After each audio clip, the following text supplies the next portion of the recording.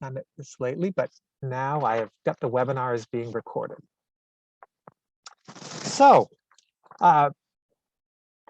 with no further ado, I think that what we'd like to do is start talking with our panel here. I'd like to introduce Eileen Mazga. Eileen, again, as I'd mentioned, works with the Maine Apprenticeship Program. And Eileen is going to share with you some of the things that are going on in her world. Eileen, welcome. Thank you. Good morning. Thank you for joining us today, especially since it's National Apprenticeship Week. And there are events celebrating apprenticeships happening all across the country. Apprenticeship is a formal training program with benefits for both the employer and the employee, and it exploding across the state. This earn and learn opportunity can lead to high-paying, family-sustaining wages. It's a great time to be involved in apprenticeship. Employer interest is high. There are many job openings, lots of training funds available.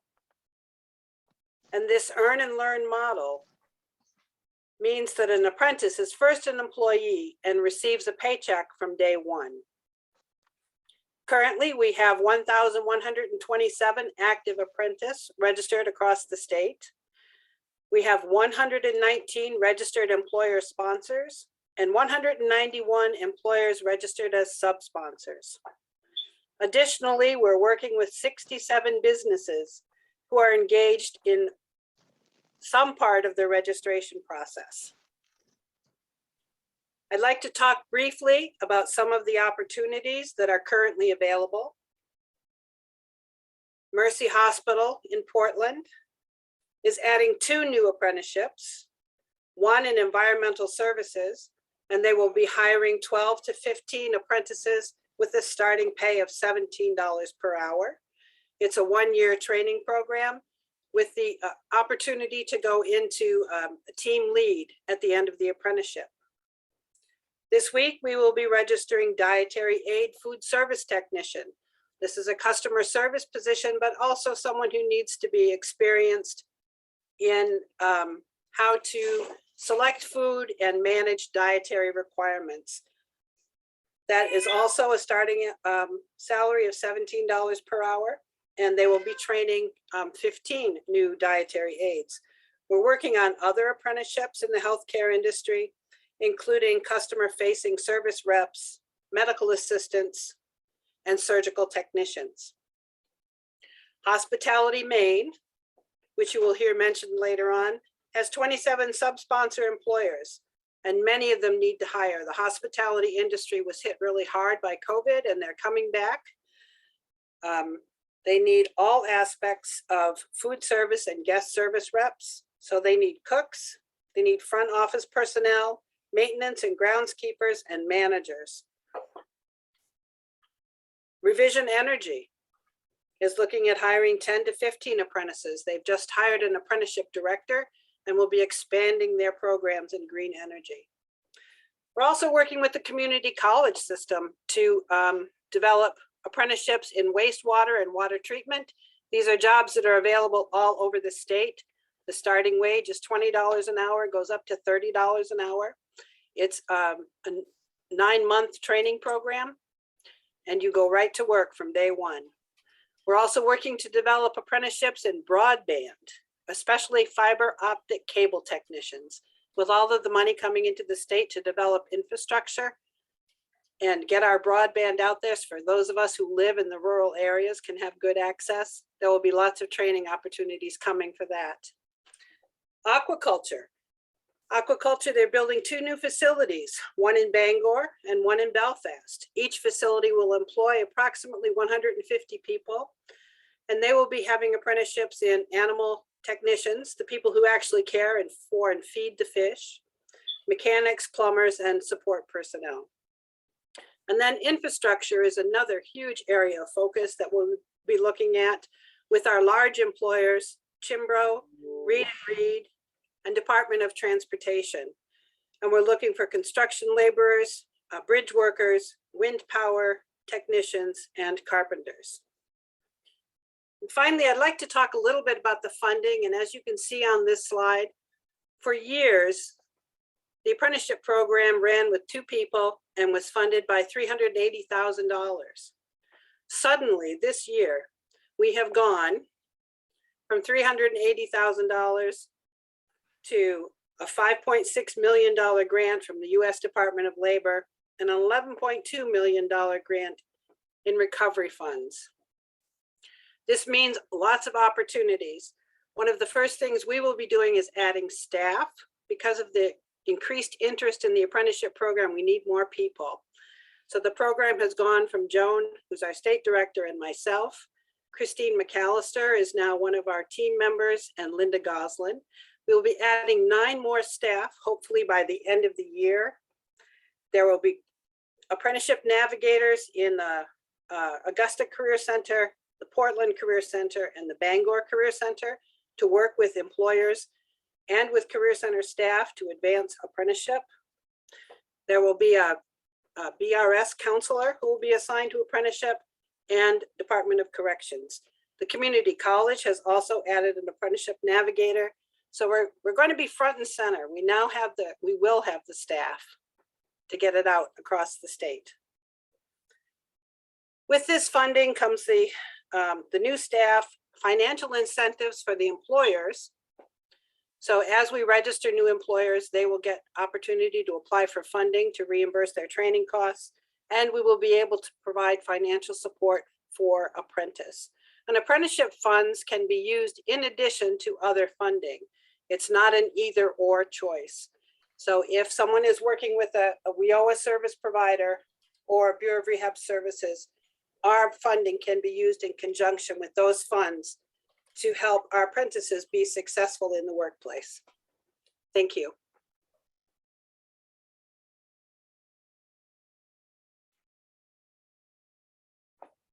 So Sam, is there any questions or does anybody in the audience have any questions of Eileen before we move into the next section? There are none in the Q&A box at this time. Okay, great. I mean, one thing I want to mention to folks, if they're not aware, is Eileen, you probably had mentioned that they're hiring folks. One of the individuals that they'll be hiring in the future is an individual who'll be working, who'll be committed to working with the Bureau of Rehab Services, specifically in the area of expansion of apprenticeship. So it'll be great. We'll have an individual who's dedicated to really work with our clients, work with our staff in helping to expand apprenticeship. We do have a question, excuse me. The question is, how many apprentices do you have? In Northern Maine, not a lot. There's a wide open opportunity to expand up in Aroostook County. We just registered the apprenticeship program with Northern Maine Community College. So they will be working to add employers. We have an apprentice from one of the potato farms up there who will be working in wastewater, but we're getting ready to take off. And if you have any employers who would like to connect with us, please let us know. And Eileen, thank you. How many apprentices do we have across the state? Do you have a number? 1,127 active apprentices. That's an accurate number, thank you. And there's also another question in the chat box. Is JETCC still involved with the wastewater treatment training? I'm not sure who that is.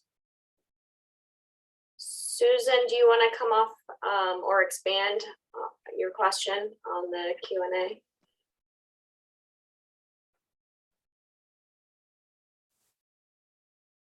It's just stating that they have always been involved with the training, I believe. So we're working with Department of Environmental Protection to expand access to the apprenticeships in water treatment and wastewater treatment.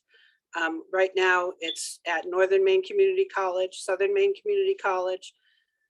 The Rural Maine Water Association has just created an apprenticeship. And then we're also in discussions with Unity College. So the training will be available from several different providers. And I'm sorry, I don't know who that is. JET. It looks like Susan has put a link, so folks can go to that link if they want to take a peek. We do have another question. Are these apprenticeships directed toward high school students too?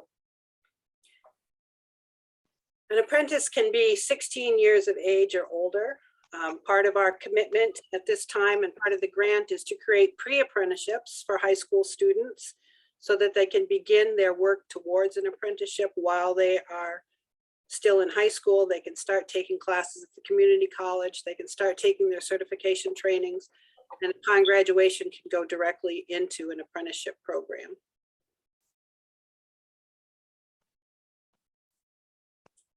Sam, I see Glenn had asked, is it possible that term apprentice has a negative connotation?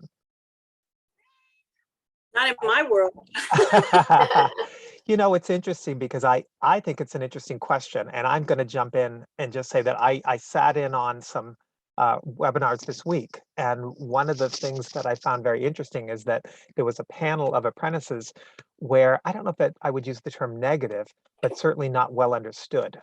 It was young people who were talking about these apprenticeship opportunities and that they went home to talk with their parents about them, and that the parents essentially discouraged them, because I think that there is a misunderstanding that this is a terrific educational path that often is one that will lead to little or no debt, where we all know that that can be problematic.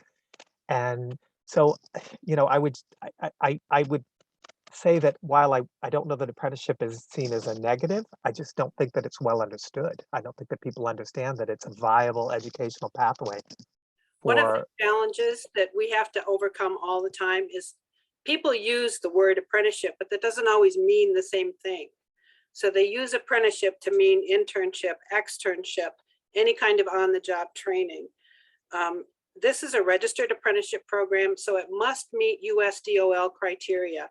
And we have very specific standards for the program and for the apprentice. Part of our charge is to ensure that the apprentices are treated fairly and equally with all other employees at that location. And we do monitor, we do go out and check on the progress of the apprentice. Christine McAllister has developed a nice monitoring program that we go out, we work with employers, we check payroll records. And in some cases, we've actually had apprentices that weren't being paid correctly, and we've been able to correct that situation and improve the understanding of the employer of what it means to be an apprentice and how they should value and pay their apprentices. Eileen, there's a couple of questions that I think go along in line of what you're just talking about. The one question from David is, or not a question, but well, do you use the term journey papers or certificate of completions? Journey workers? Term journey papers. We have a certificate of completion that the apprentice earns. It's a nationally recognized portable credential that's awarded upon completion of the apprenticeship program. And that is when the employer and the mentor agree that the apprentice has mastered the occupation, then they receive the certificate of completion from us. And it says that they've achieved journey worker status. And the one other question is eligibility requirements. So it's just meeting the employer's hiring requirements. An apprentice is an employee first and foremost. So the very first step is to get hired by the company. So the apprentice has to meet whatever requirement the employer sets.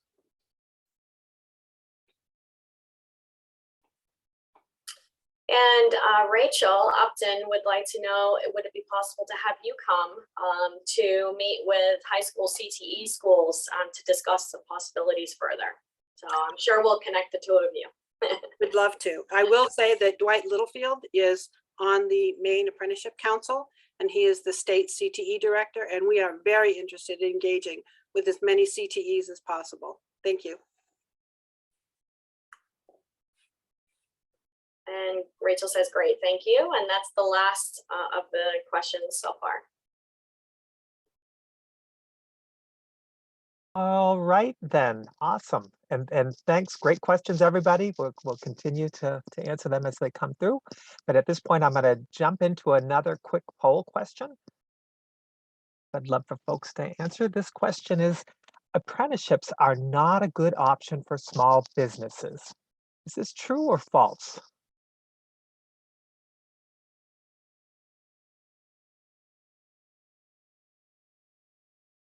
Answers are coming in. We're at 72%.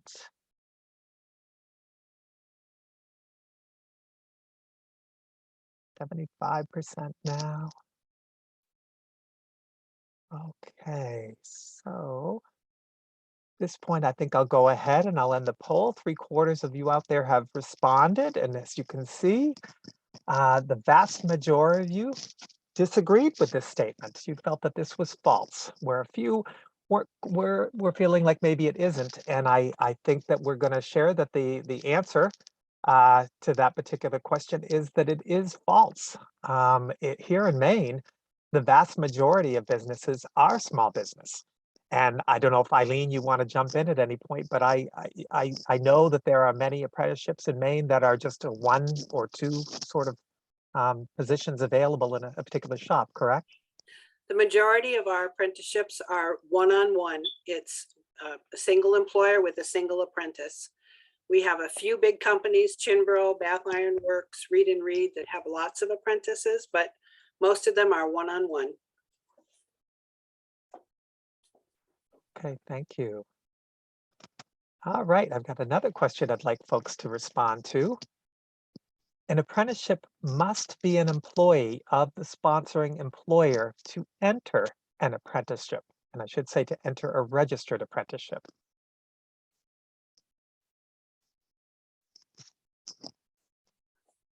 Okay, so folks are doing a great job. Peter, we're just going to go ahead and switch interpreters real quick, okay? Perfect. Let me know Kristen, when can you're you just ready. let sign that we're switching interpreters and to look for me, MJ, Grant? Okay, great. Thank you. All set? Awesome. Okay, guys, so we've got, oh, here we go. A few more folks are coming in. This one's a little more divided. It's a little more divided this time, as you can see from the results. 62% thought this was true and 38% thought it was false. And the answer to this question is indeed it is true. In order to be a true apprentice, you have to be hired. You're going to be paid from day one once you become an apprentice. And I think that this is an area where there's been some misunderstandings that folks may represent themselves as being in an apprenticeship, but indeed, if they are, they've been hired by that employer. So good questions, and we'll keep them coming. But at this point, I'm going to switch over now, and I'm going to introduce to everybody Nancy Hickey.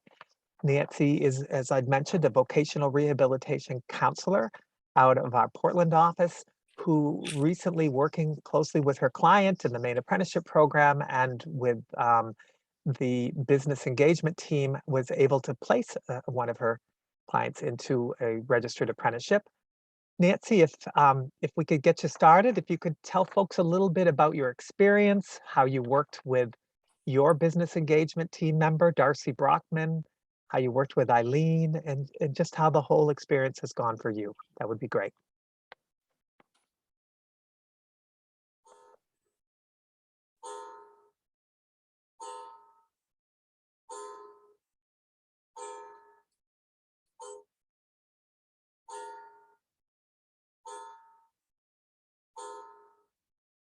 Yeah, sure.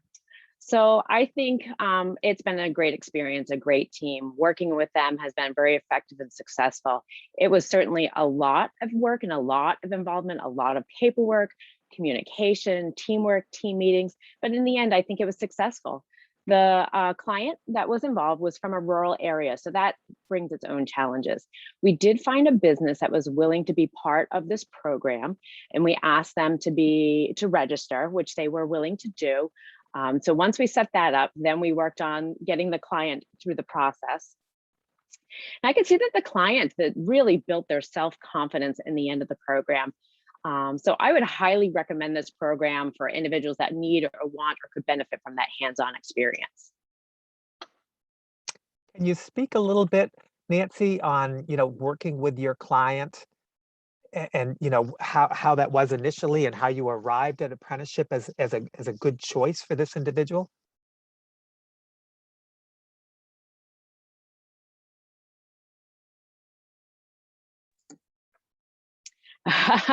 There were many, many meetings. I've been working with this individual, this client, for quite a while, and there was a lot of assessments, a lot of trial, a lot of work experience. I mean, we did it all A to Z, really trying to figure out what the best step was for this individual. What the results were that we saw is we were trying to find or recognize his personality, his environment, and his skills, trying to see where the best fit was going to be. So I recommended, hey, are you willing to try this work environment for 2 weeks that we, VR, are willing to pay for it? And that was kind of a good start to get him in the process. And did you work with your business engagement team member, Darcy Brockman, in this process? And if so, could you tell us a little bit about that?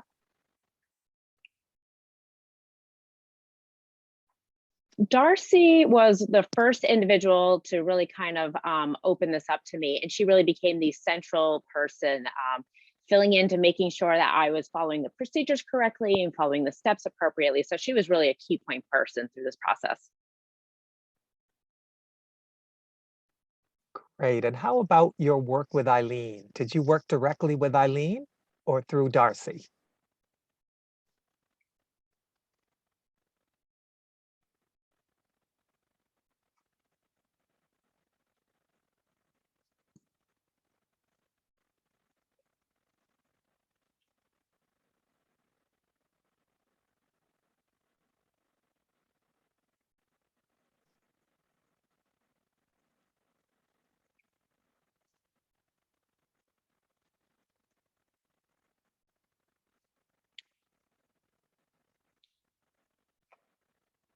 I would say I mostly worked directly with we did work a lot together, Eileen.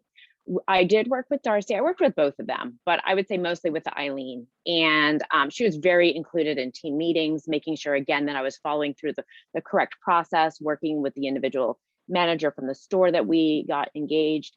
If there were any problems, I was always there, and she was willing to jump in at any point in time and really help the process go much more smoothly.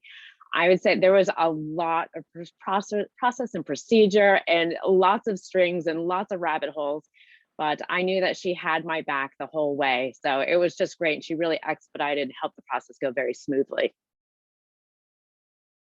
Speaking of Eileen, can you speak a little bit about your experience and how the placement went for you as well? It was a great project. It's the first time we've had to go through registering a sponsor through Bureau of Rehab Services. Generally, we have been working with employers who are already registered as sponsors. So we had to start right from the very beginning with Nancy. And it's a 30 to 60-day process to get the employer registered as a sponsor. We create a registration packet.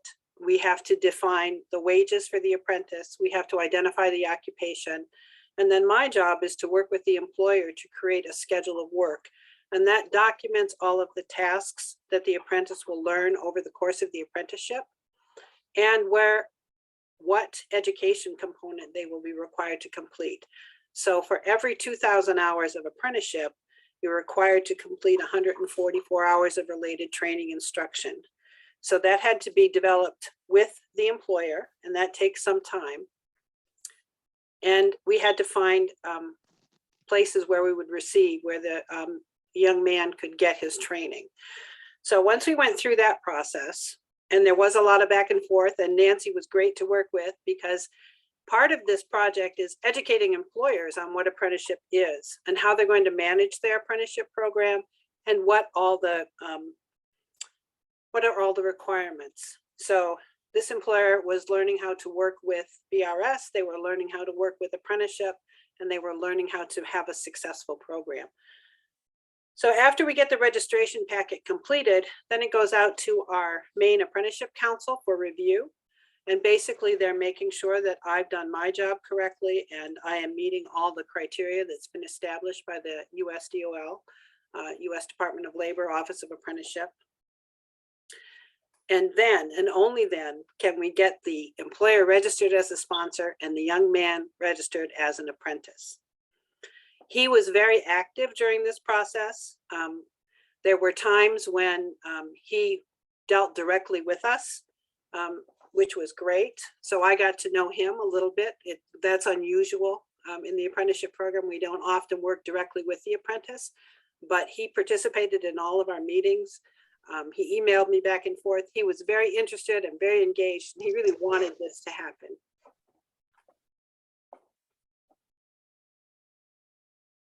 Awesome. Nancy, do you have anything to add to the comments that Eileen just mentioned? Were there any, did the process go smoothly? Yeah, I wanted to mention finally the individual that was involved. Honestly, he is a different person on the other end of this program. Looking back, I can say, I mean, he was shy and quiet, removed. And then when he was involved, seeing the email responses, taking on personal responsibility. I mean, I think I'm meeting with him next week after Thanksgiving live in person. I haven't seen him since COVID. So I'm very excited to congratulate him with this progress. So really, I would say overall, it's been a wonderful experience and very well worth it. Oh, that's so great to hear. That's great to hear. So were there any things that, what were your takeaway? What were your prime takeaways, both you, Nancy and Eileen, would you say, in terms of your experience in placing this particular apprentice? Are there any key takeaways?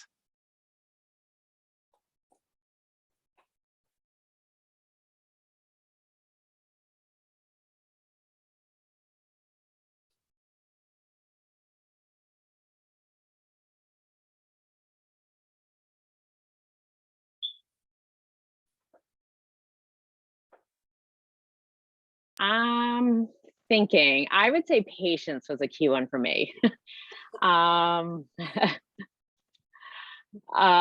again, a lot of work and a lot of patience. And I mean, it was kind of like running a marathon. You have to just keep pacing yourself and keep going and know that there is success and accomplishment at the end. And again, thinking about this client and, really looking at that accomplishment. The store manager too. I mean, I want to congratulate them as well and pat them on the back for their patience and the amount of time it really took to get this process going, this program up and running. And I would like to comment that I always think apprenticeship is always about building relationships. It's the relationship between our staff and the employer and the apprentice. And it's really investing in a training program that brings loyalty from the apprentice to the company. And it also works the other way too, from the employer to the apprentice. This company is now invested in the success of this apprentice, and they know that this is an in-demand skill that he's learning. And they acknowledge that once he receives this training, that he's going to move on to bigger and better things. They are a very small retail business in Limerick, but they know that once he gets this skill and completes this apprenticeship, he can move on and make really good money with some of the larger retail stores. So it's people invested in helping other people be successful. Awesome. Well, awesome. Thanks so much, Nancy and Eileen, for telling us about your experience. Do folks in the audience have any questions of Eileen and Nancy? Oh, Nancy, did you have another comment? I'm sorry. No, she just said thank you. Oh, okay, thanks. Thank you. We do have one question. It's from an employer actually who's attending, and they operate a security company and they're looking for technicians. So Eileen, the question is is this already an apprenticeship available for technicians in a security company? So we would work with the company to create a schedule of work specific to that company's needs. We do not maintain a list of people looking for apprenticeships. If they're looking for candidates, they need to work with the career centers. We have career centers all over the state, and you can find us online. You can search Maine Career Centers, and you can find the one closest to you. You can connect with any of the counselors at the Career Center to help you recruit people. If you're interested in registering as a sponsor, then you can connect with myself, and my contact information will be available later in the presentation. And I would be happy to talk to you about registering your program. And just for what it's worth, when Eileen speaks of the career centers, keep in mind that career centers are what we call a one-stop. So you can access the Bureau of Rehab Services, the Maine Apprenticeship Program, as well as the Bureau of Employment Services, all through the Career Center. It's the face of the Department of Labor. Any other questions, Sam? Are we all set to move forward? No questions at this time. Eileen, did you address the funding, the PowerPoint slide, or? Yes. Yes, okay, thank you. Great. Well, in that case, I think I'd like to launch another poll, if possible. Getting some good responses going so far. I'm going to pop this one out for the audience.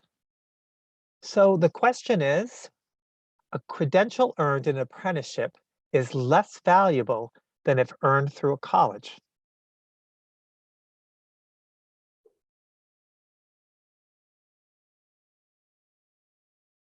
Folks are responding and they're coming in.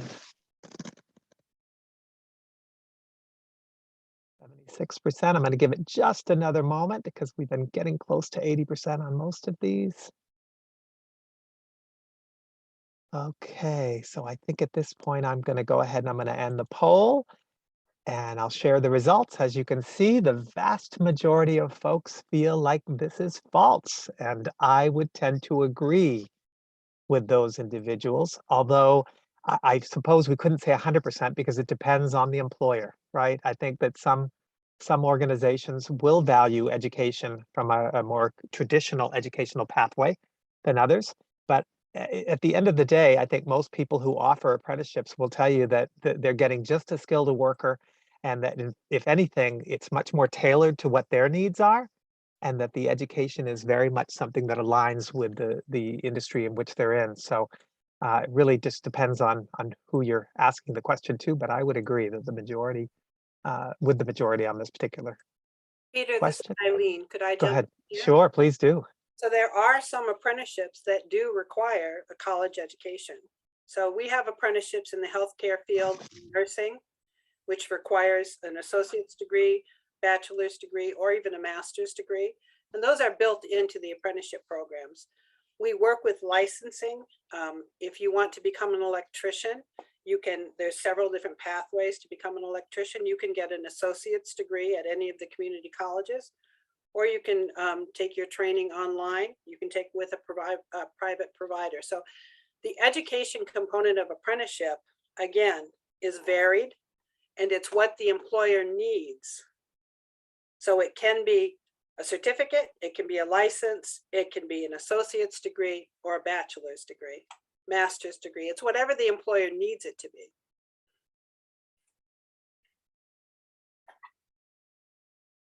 Okay. Well, thank you, Eileen. And we have another question here that we'd like, and it's according to the U.S. Bureau of Labor Standards, which industry is expected to have the most growth from 2016 to 2026 in terms of apprenticeship? This one's a little harder.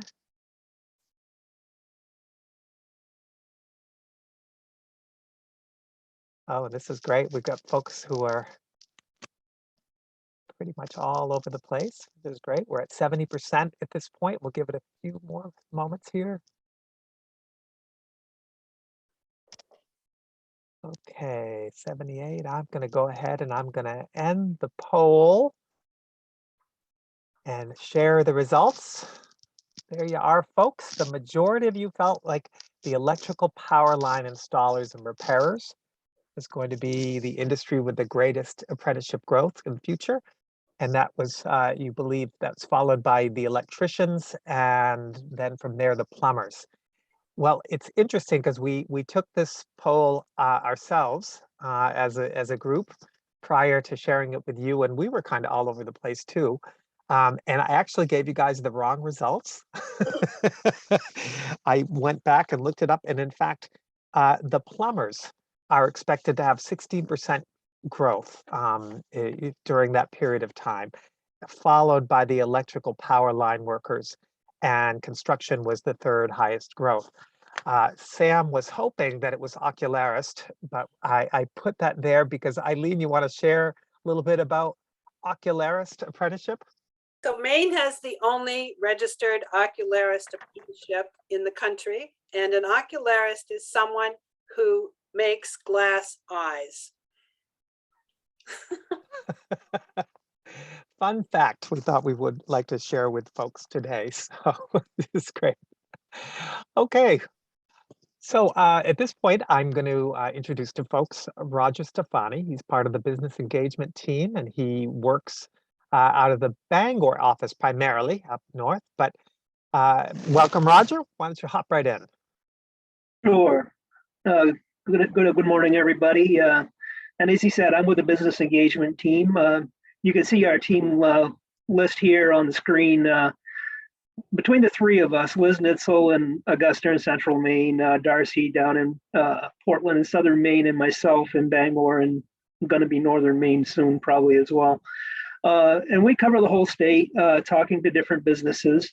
But that being said, we're not the only ones that do business engagement. Any vocational rehabilitation counselor is involved in it in one form or another when they're working with their clients and trying to help people find good jobs.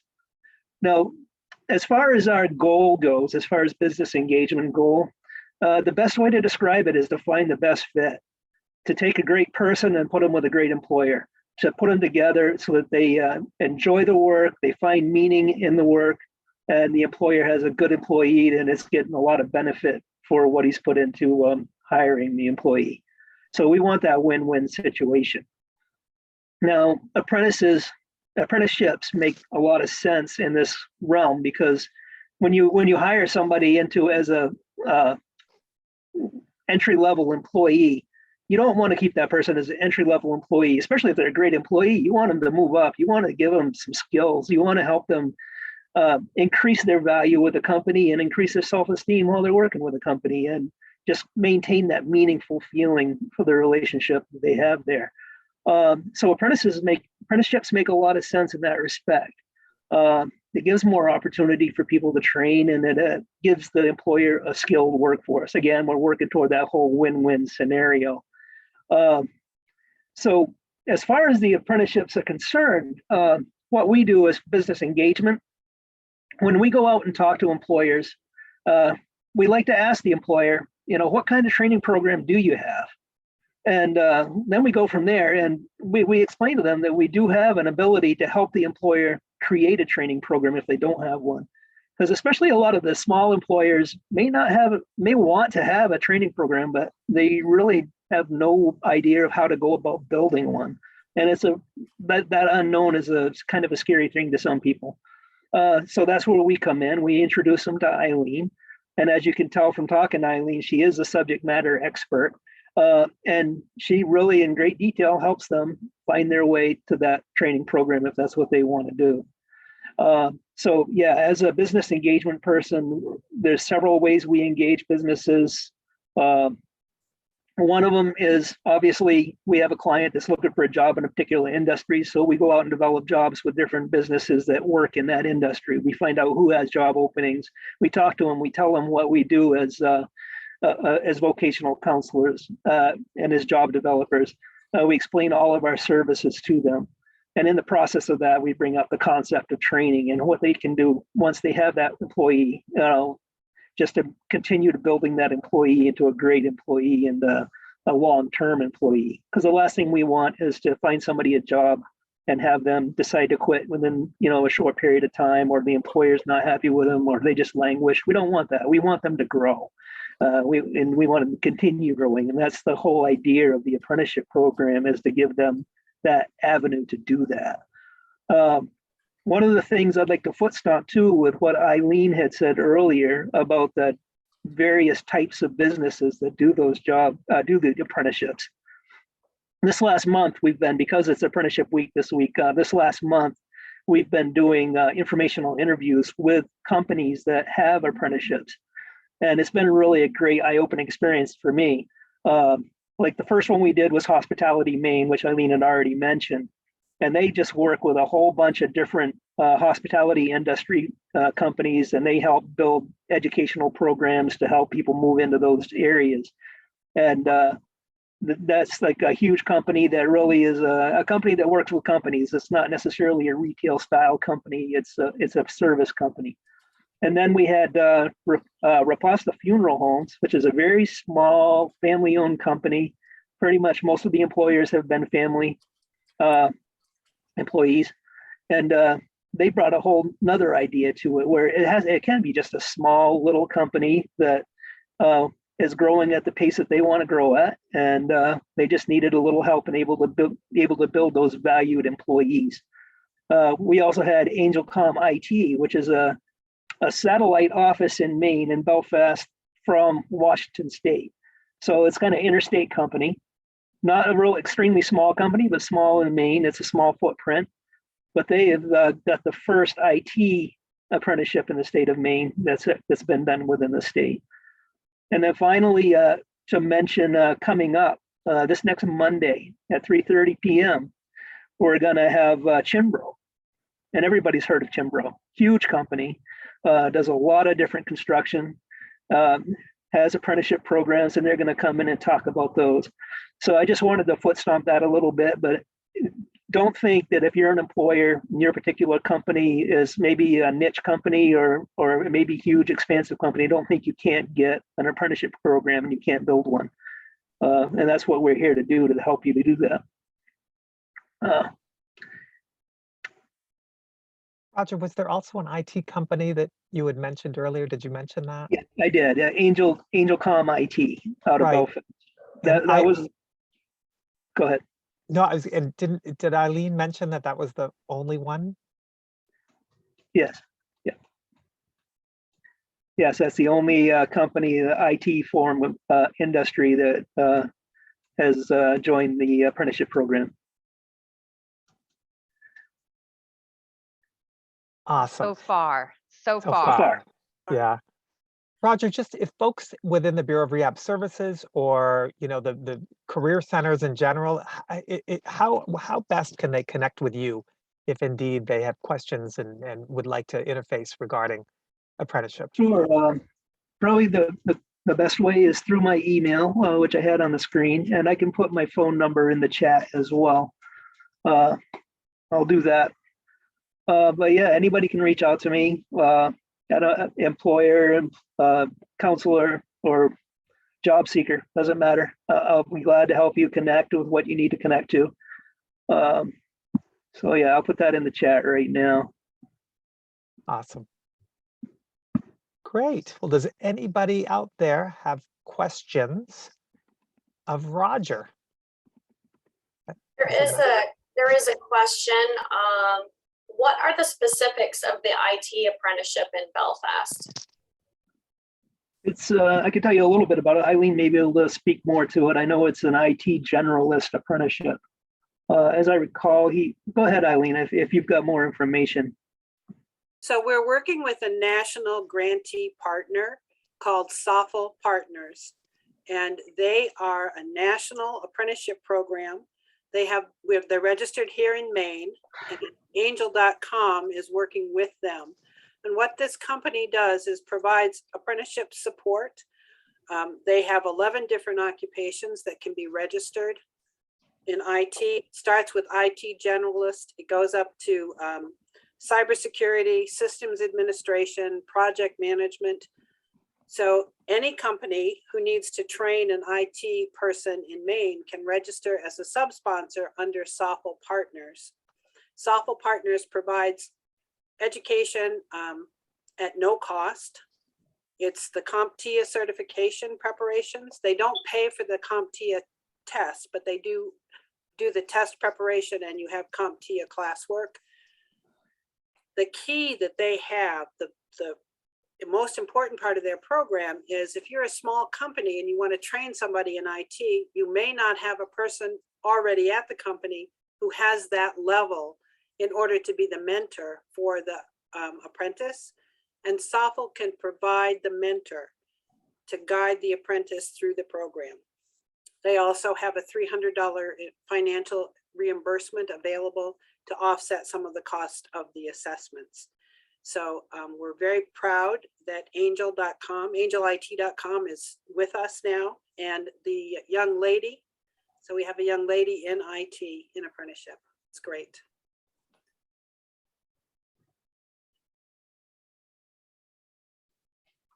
Peter, might I also say that in reference to the informational interviews that I've been doing this month, I just wanted to put out there that for the next couple of months that we're going to continue that process. We're going to try to bring more companies in. And it can either be an HR for the company, or it can be somebody that just works in the company that wants to share that particular career field. And basically what an informational interview is, or for those of you who may not know, is we'll bring the employer in and give them a chance to speak about their company, about any open job positions, any training opportunities they have within the company, benefits, whatever they want to talk about their company or industry. And then we open it up to anybody that's there that wants to ask them questions. It's a way for people that are exploring job opportunities or learning about different types of career fields to come in and learn more about it that way. We just started it again last month, but it's been a great success, I think, going so far, and it's just getting better every time we do one. So, we're getting pretty excited about it, and the more people that we can have get on board and contact me at the numbers I put into the chat. Any counselors out there that stumble across a company that you think might be a good candidate, talk it up and send them my information. I'll be glad to talk to them, or Liz or Darcy, depending on the area. That's fine too. And it's going to be Mondays and Thursdays going through, at least for the next couple of months. Eileen, did you have a question? I just would like to add, with Roger's comments, there are over 1,200 occupations that are listed as apprenticeable by the U.S. Department of Labor. So if it's a job and it takes more than 6 months to learn, then it can be registered as an apprenticeship. We do a lot of unique schedules of work, and we also use the standardized ones from U.S. Department of Labor. So don't hesitate to ask if we can create an apprenticeship. We will. We are a self-approving state, an SAA state, self-approving agency. So Joan Dolan is very flexible, and as long as we have the training component and the education component, we can create an apprenticeship for an employer. That's awesome. Hey, Roger, how does one, if one wanted to attend the informational interviews in the future, is there a particular place they could go to, or is it just to contact you? You can contact me. All of the counselors throughout the state, I'm sending the information out to all of the counselors throughout the state. Hopefully everybody's getting it. If not, please let me know. Hopefully, and then they're filtering it down to their clients. And that's how we're marketing it right now. Maybe in the future, maybe we'll find a place to post it online or something like that as well. We do the social media sites with MDOL, so we'll put that information out there as well. Awesome. And it's offered virtually through a Zoom link as well. Yes. And it is statewide. It's we open it up to everybody in the state. So whoever shows up, and we just share that company's story. Beautiful. Great. Any other questions at this point, Sam? Not at this time, Peter. All righty. Well, then I think we're going to move on and speak with Elizabeth Nitzel, who is also part of the business engagement team. And she is going to speak a little bit about, the perspective of how VR works with its clients in really determining if apprenticeship is a good fit and, how this process needs to move forward. So Liz, welcome, and the floor is yours. Thank you very much. Hello, everybody. I'm so glad that you've joined us today. I know that we have some businesses in the audience. We also have some job seekers, and we have rehabilitation counselors and employment specialists and career consultants. So what I'd like to talk about is the comprehensive assessment, which we do as part of vocational rehabilitation. but actually we all do it. So whether we are a career consultant or an employment specialist, or an employer or a client job seeker, we're doing the whole package. We're looking at what are the needs, what are the interests, what are the disabilities or barriers or areas of great strength, and how do we connect this so that it moves through the process to an apprenticeship, which we see as an educational opportunity, an educational pathway. So here we are meeting with a job seeker and talking. Now we could be meeting with an employer too, because we do have the dual client. But when we're meeting with a job seeker, we're talking about what are your limitations and barriers? And let's really delve into this and address this so that when we get to the stage where we're working with our business customer, we can know what accommodations may be needed and how to provide those. So we're working as a team, we're looking at the whole picture, and we're gathering a lot of information to move forward. We're looking at what supports are in place and what supports may need to be in place. Are the basic needs met? And what can we do to get them met if they're not? Transportation, big problem in rural states. Let's all be part of that solution. So for everybody in the audience today, let's think about how can we be part of the transportation solution, and let's help these connections keep moving forward. For our job seeker, we're going to talk about what to do while you're waiting. No, we're taking that out of this picture. There's no waiting. What to do right now? Let's not worry about while I'm waiting. Do I have my paperwork in place? Do I have my social security card or my passport, birth certificate, all the information that I need for my I-9, so that when that employer comes to the table, I'm ready to go.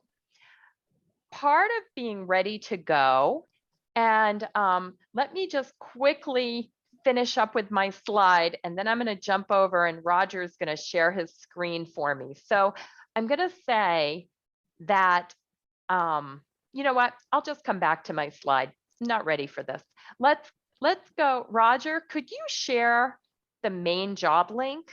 Because I'd like every job seeker and every employer to know about the Maine job link.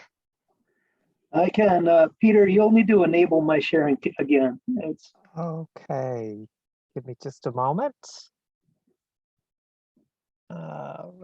Right here.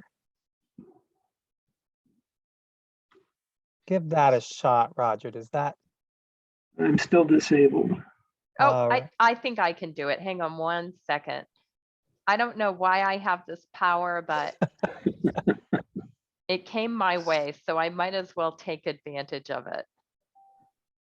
Well, this is a great example of collaboration right here. Okay, I have it now. All right. So what Roger's going to be sharing is the Maine job link, which you can find by typing in mainejoblink.gov, or you can also go to a Career Center page and find Maine job link under job seekers or employers. The Maine job link is for anybody trying to connect with work. So that could be an employer or a job seeker. And here, as part of our program today, we're looking at the Maine job link as a way to register as an apprenticeship, as an apprentice, or as a business that's interested in being an apprenticeship sponsor. Sorry for all that language, but Roger, if you can pull up and do a little overview of how to get here? Sure. This right here is the splash page for Maine Job Links, the first page you're going to see. And you can either go straight to login if you have an account. If you don't have an account, either job seekers, employers, training providers, any one of these, you can click here and it has a thing right here, create an account. It's free for everybody. Nobody has to pay to get in. There's no anything like that. If you have trouble registering right here, if you click, you can go to the Career Center page. You can email them, you can call them, or do a live chat. So there's all those different options to try to get in. But once you're setting up an account, you can go to login and put your information in. And your internal page might look different depending whether you're a job seeker, employer, or an employee of Maine DOL. But everybody's going to have like the job search position. So if you go to job search, and once you get the job search page up, you scroll down, if you look over here and all of these different filters that they have over here, how you can find jobs, all the way down here, there's the apprenticeship filter. You click on that and you can either filter it without them or with them. And of course, we're going for with them. So once you filter the apprenticeships, then it brings up everybody that has an apprenticeship. And in Maine Job Link, if you're looking for jobs, this is what you're looking for. This red RA shows that it's a registered apprentice with the state of Maine. So if you're in a different type of filter and you just bring up a bunch of jobs and you see this red RA, that means it is a registered apprentice job posting.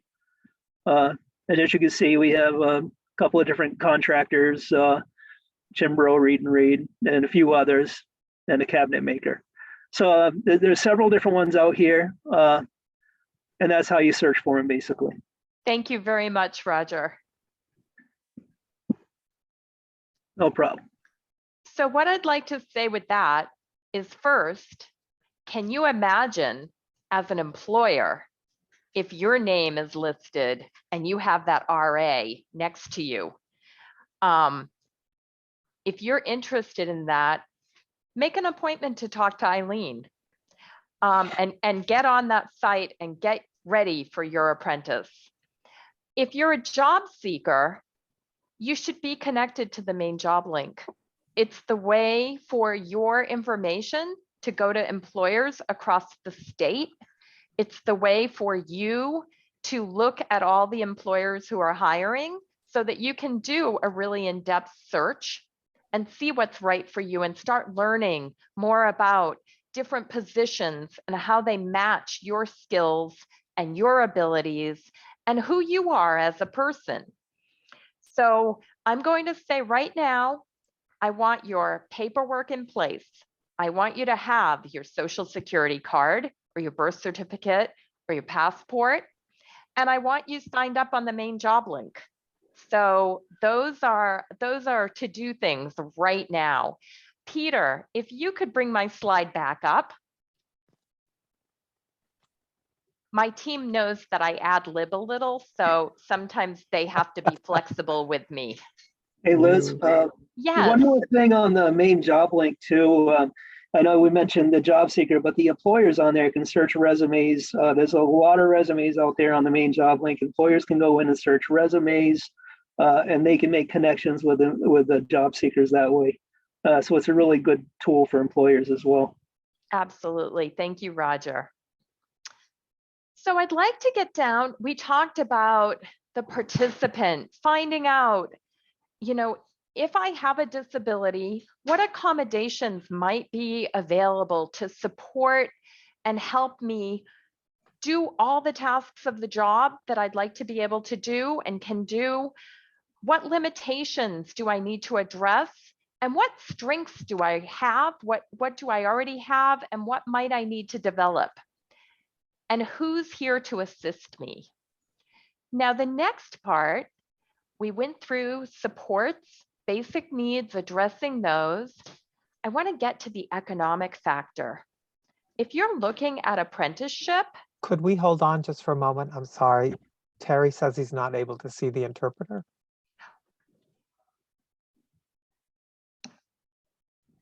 Kristen, can you look for MJ Grant? Maybe that will help. Or I know that Sam mentioned that the interpreter was highlighted, spotlighted. You're both spotlighted. So the only thing I can think of, Terry, I will communicate with Terry through chat.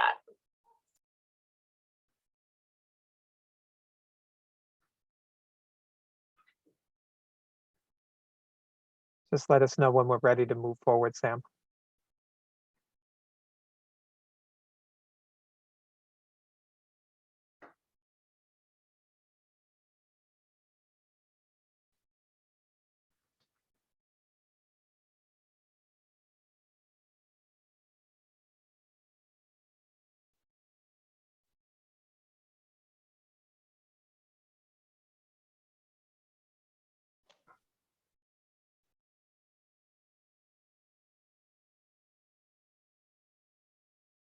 John Post is able to see us.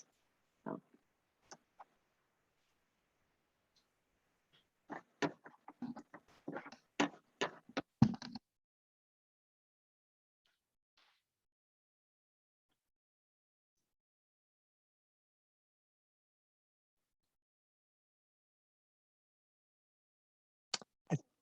Okay. I think Go. we're good. All right. Economic factors. As an apprenticeship, as your educational pathway, you're earning while you learn. And what that can look like, you may have heard earlier in the presentation that sometimes a brand new apprenticeship is going to take a little time to get started, but that doesn't mean that you can't start working with that company. So you're earning while you're learning and making these connections. And then you can also be upgrading your skills and other soft skills, hard skills, tasks while you're getting ready for employment. So one way would be to start working with the company while the apprenticeship is being built. Another way would be building your soft skills and building your other skills through resources that are offered through the career centers, through adult eds, and through the Bureau of Rehabilitation Services. So we have job clubs, we have career exploration workshops, we have resume writing activities, we have many different activities that you can be building your skills and preparing for. If you're wondering, how do I know if apprenticeship is right for me? I'm not even sure what I'm really interested in right now. That's where career exploration comes in. And we have career exploration workshops that will help you really determine your interests and your skills, and they'll give you accurate descriptions of different types of work that you can then research. So it's very interactive, and it really builds a lot of information for you to advocate as a job seeker in how you want to move forward. But it also gives a lot of information to the company about how much work has been done to make sure this is a good fit. So with this, I would say the information that we're gathering is a blueprint for success. And I'd love to know if you have any questions and how we can assist you in moving forward.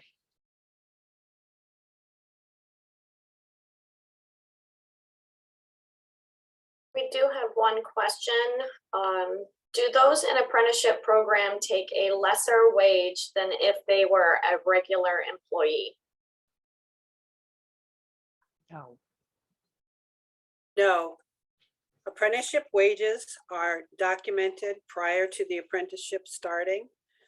We have a new legislation that went into effect in October, and apprenticeship starting wages need to be at least $15.19 per hour, with the journey worker wage ending at no less than $18.23 per hour. That's the legislation ties apprenticeship wages to the minimum wage for the state. So when the minimum wage increases in January, then the apprenticeship starting wage will go up. but it's part of our job as the apprenticeship team to make sure that the apprentice is treated equally with all other employees of that company. The employer does determine the starting wage, but it is my obligation to make sure that that wage increases as skills increase, the wage increases. Does that answer your question?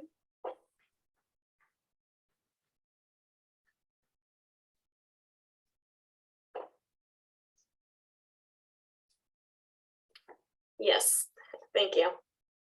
And we have a hand raised. Let's see here.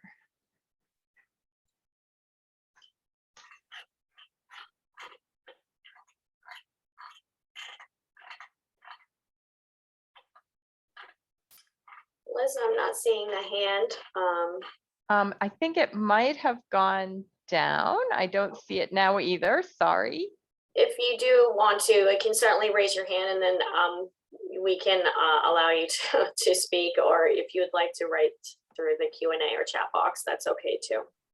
All right. Looks like it was an accidental hand raise. Okay. Happens to the best of us. All right, guys, it looks like we have just a few more minutes, about 14 more minutes. And I just wonder if there's anything from the panel at this point that we feel like we haven't added or would like to add at this point before we depart. And again, if folks in the audience have questions, please don't hesitate to put them in. So is there anybody on the panel who has anything that we've missed out on at this point? And I'll say something real quick. I think it's important to mention that, our real goal here as far as interagencies working on this is to collaborate together. And as we move forward with apprenticeships going in and having actual positions within the Career Center and other places, just remember that we can collaborate together, and we should be working together to do the best that we can for the job seekers and the employers out there to make sure everybody gets a really good benefit of either a great employee or a great position in the company. And I think you raise a really great point, Roger. And just to kind of reiterate, we are all within the Department of Labor. So at least from my perspective, I just need to walk down the hall in many cases to go talk with Eileen, or, nowadays it's not so much down the hall, but anyways, we can connect virtually very quickly anywhere in the state. And we're all well acquainted with each other on a first name basis. And so it's really great to be working in such a great team environment. Go ahead, Liz. I want to add, as part of Roger's statement, I want to add that we're here for the employer too. So we are here to assist with things that may come up during the apprenticeship, that if you want to have some extra assistance with wondering about accommodations, asking about how to work in different ways, or training needs, we're here to assist you. So we don't just develop this and walk away. We're here and we can help in many ways move forward.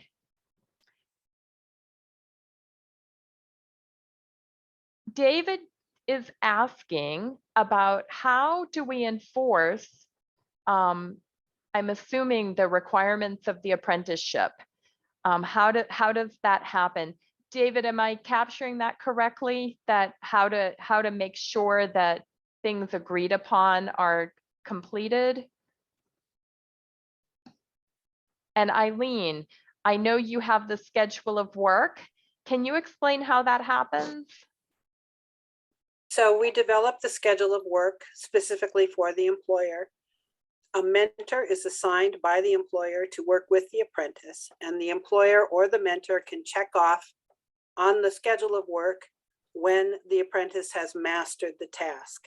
So the employer and the mentor are the subject matter experts, and they determine when success has been achieved, when he's mastered the task. When the apprenticeship program is completed, then the employer submits the schedule of work to us with an affidavit saying that they've met all the requirements, and we issue the certificate. We do monitor programs in the first year of registration. So approximately 6 months after the program is established, we will go out and meet with the employer. But what we're looking for is to make sure that the employer understands how the program operates and whether it's successful or not. We are looking to identify areas where we can improve, where we can provide assistance. We do review wage records to make sure that the apprentice is being paid according to the established wage scale. But it's not a punitive monitoring. It's about making people successful. It's about making businesses successful, and it's about making apprentices successful. Thank you.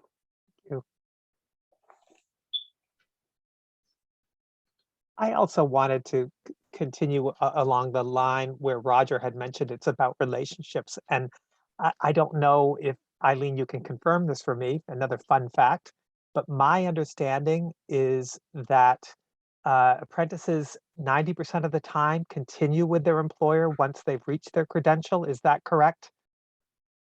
Yeah, and speaking about relationships, right? I mean, part of that is, you know, you've developed a relationship with your employer, with the employment community, and it really, you know, for many people, it's much more than just the educational piece. It is that connection to community, it's connection to the employer in that environment.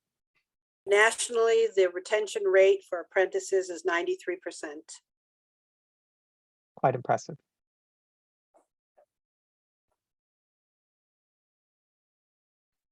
Okay, so folks, any last questions or any last comments?